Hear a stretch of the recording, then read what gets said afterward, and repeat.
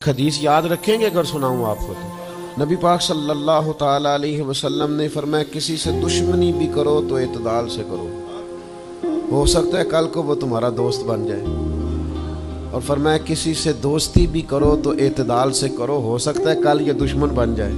یہ جامع ترمذی میں حدیث۔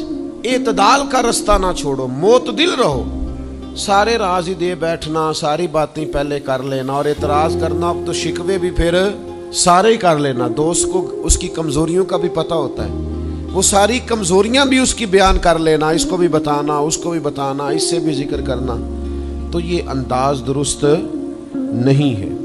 آپ معتدل انداز میں دوستی لگائیں، اعتدال کے ساتھ چلیں، شکوے زیادہ نہ کریں، اعتراض زیادہ نہ کریں۔ وہ بے وفا ہی صحیح، پھر بھی یار اپنا، چلو اس میں کمی ہے، وہ اس میں بے وفائی ہے، پر سجن تو اپنا ہے نا۔